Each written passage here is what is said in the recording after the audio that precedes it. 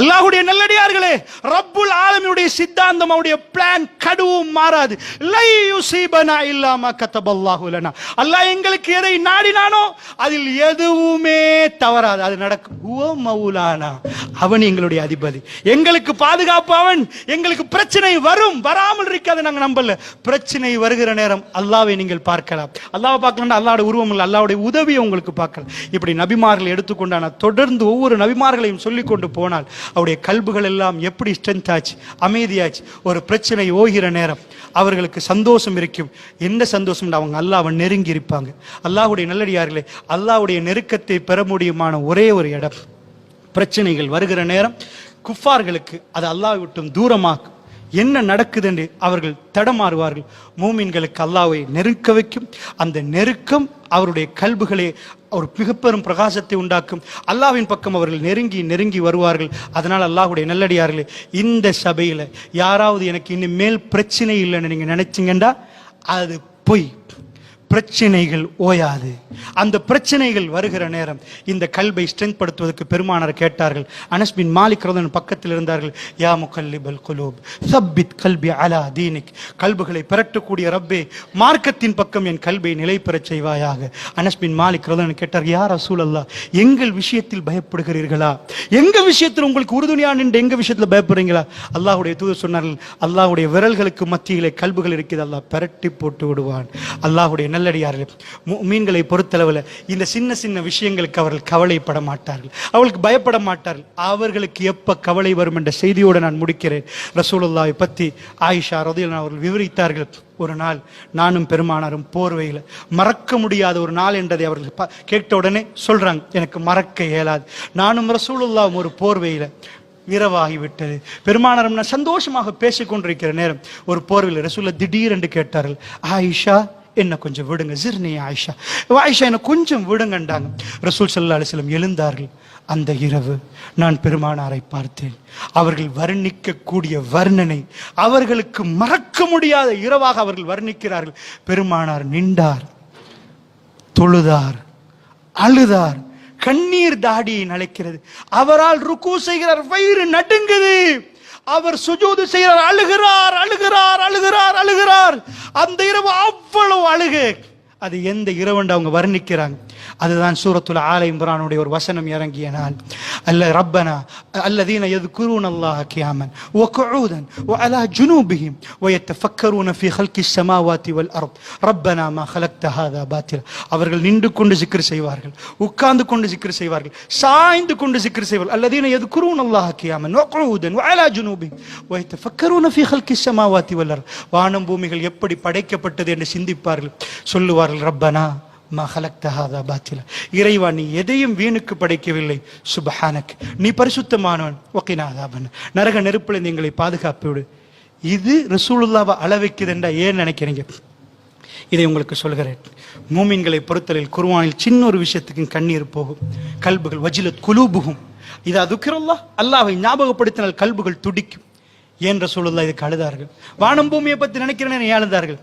நீங்கள் இன்றைக்கு ஜும்மா விட்டும் போன பிறகு அல்லது ராத்திரிக்கு போய் அந்த வானத்தை பாருங்க, அது எவ்வளவு மேலண்டு பாருங்க, பொறைய பாருங்க, தூரத்தில் விளங்குற நட்சத்திரத்தை பாருங்க.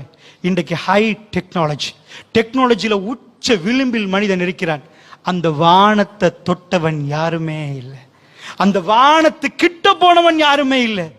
அதுக்கு போக முடியாதென்றான், அது அவ்வளவு தொலைவென்றான். நாசா கொண்டு போய் தன்னுடைய சேட்டலைட்டுகளை எல்லாம் போய் அந்த இடத்துல என்ன மாதிரி பிளானட்டுகளை கொண்டு போய் வைக்குது, என்ன சவுண்ட் கேட்குது, மூச்சு விடுற மாதிரி சவுண்டை கொண்டு வந்து அந்த சவுண்டை ரெக்கார்ட் பண்ணி ரிலீஸ் பண்ணிருக்கிறாங்க. இதுதான் சத்தம், சத்தம் கேட்குது. இவ்வளவு தொலைவு, இவ்வளவு தூரம் மனிதனுக்கு வாழ முடியல. மண்ணை கொண்டு வர்றான், என்னன்னா ஆய்வு பண்றான். உலகத்தில் பல பில்லியன் டாலர்ஸ்கள் செலவழிக்கப்படுகிறது. அமெரிக்கன் கவர்மெண்ட் அந்த பட்ஜெட்ல நாசாவுக்கு என்று ஒதுக்கக்கூடிய அமௌண்ட் அவ்வளவு பிரம்மாண்டமான அமௌண்ட். என்ன ஸ்பேஸுக்குள்ள நடக்குது என்று மனிதன் துடிக்கிறார். இந்த துனியாவில் ஒரே ஒரு மனிதர் அந்த வானத்தை கடந்து சென்றார். அவர் நாயகம் ஸல்லல்லாஹு அலைஹி வஸல்லம். அல்லாஹ் கூப்பிட்டான். எப்படி கூப்பிட்டான் தெரியுமா? அந்த கல்பு குவாலிஃபைட் ஆகிவிட்டது. 10 ஆண்டுகள் வேதனைக்கு மேல் வேதனைக்கு மேல் வேதனை. தன்னுடைய ஊரு மக்கள் அவரை விரட்டினார்கள். வரக்கத் பின் நௌஃபல் என்ற ரசூல் ஸல்லல்லாஹு அலைஹி வஸல்லம் உடைய ஹதீஜா அம்மாவுடைய சாச்சாட்ட போறாங்க. முதல் தடவை ரசூலுல்லாஹ் துடிச்சிட்டு போற நேரம் வரக்கத் பின் நௌஃபல்ட்ட போய் கேக்குறாங்க, என்ன நீங்க வேதங்களை படிச்சவருக்கு என்ன ஆச்சு இவருக்கு? அவர் எல்லாத்தையும் பார்த்துட்டு சொன்னார், உங்கள்ட்ட நாமூஸ் வந்திருந்தா, ஜிப்ரீல் அலைஹிஸ்ஸலாம் வந்திருந்தா நீங்க தான் அந்த நபி, பாலைவனத்துக்கு வரக்கூடிய நபி. எல்லா கதையும் சொல்றேன். ஹதீஜா அம்மா பக்கத்துல பெருமானார் ஒரு கேள்விதான் கேட்டார்கள். அவர் சொன்ன விஷயத்தில் சொன்னார்கள், இந்த ஊர் மக்கள் நீங்க நபியா இருந்தா உங்களை விரட்டுவாங்க. பெருமானார் கேட்டார், அவ முஹ்ரிஜியஹும், என்னை இவர்கள் விரட்டுவார்களா? அசாதிக் என்கிறார்களே, அல்லமீன் என்கிறார்களே, என்னை தலையில தூக்கி வைக்கிறார்களே, இவர்கள் என்னை விரட்டுவார்களா? இவர்கள் என்னை விரட்டுவார்களா? விரட்டுவார்கள். நீங்க அந்த நபியாக இருந்தார்கள். ரசூலுல்லாஹ் அந்த வேதனையும் அனுபவித்தார்கள், விரட்டினார்கள், எல்லாம் பண்ணினார்கள். அல்லாஹ் அவருடைய கல்பை அத்தனையும் தாங்குற கல்பாக அல்லாஹ் படித்து கொடுத்திருந்தார். அந்த நபிக்கு அல்லாஹ் இறக்கேஞ்சி தொழுகை என்பது சாதாரண மட்டும் முனாகஷா, முனாஜா, அல்லாஹ்வோட பேசுறது தான் கிஃப்ட். அல்லாஹ் அந்த கிஃப்டை கொடுக்கறதுக்கு வான லோகத்துக்கு எடுத்தார். இது அத்தனையும் பார்த்த ரசூலுல்லாஹ் இரவுல அல்லதீன யذ்குரூனல்லாஹ கியாமன், அந்த வானத்தை தாண்டினவர் யாரும் இல்லை, அது கிட்ட போனவர் யாரும் இல்லை.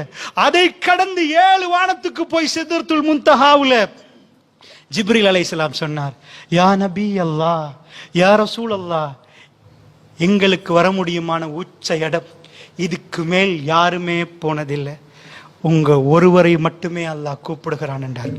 மனித குலம், மலக்குமார்கள் போகாத இடம், மனித குலம். சஹீஹான செய்தியோட வருகிறது. பெருமானார் மேல போனார். ஆயிஷா நாய் அவ்வளவும் கேட்டுவிட்டு கேட்டார்கள், யா ரசூலல்லாஹ், அல்லாஹ்வை பார்த்தீங்களா? இல்லையா? இல்ல ஆயிஷா, அல்லாஹ்வை பார்க்க அல்லாஹ் என்னோட பேசினான் என்றார்கள். எந்த நபியும் போகாத இடம் ஹலீலுல்லாஹ், அல்லாஹ் ரப்புல் ஆலமீன் நெருக்கினான் நபியை, அவரை மேலே எடுத்தான், பரிசை கொடுத்தான். என்னோட பேசணுமா உங்க அடியார்கள்?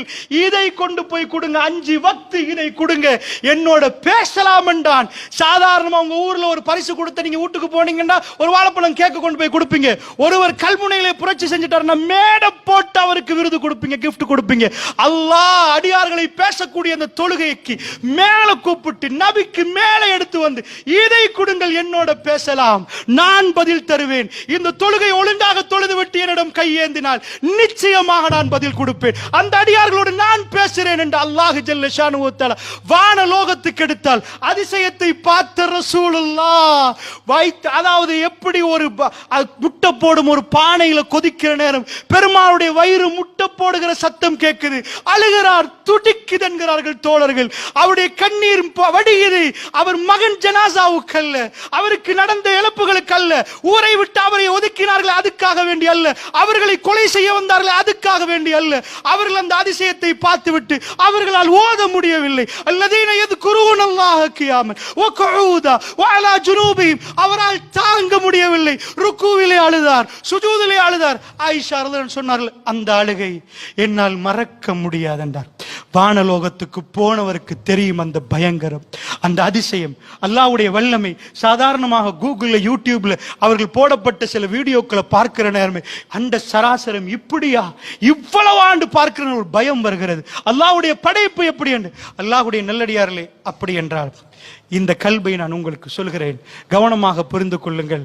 இதுதான் ரசூலுல்லாஹ் அவர்கள் சின்ன சின்ன விஷயங்கள் களவில்லை, அல்லாஹ்வுடைய ஜிக்ரிலே அவருடைய கண்கள் கலந்து, அதாவது கலங்கி போனது. அல்லாஹ்வுடைய நல்லடியார்களே, இது ஒரு பெரிய பயணம்.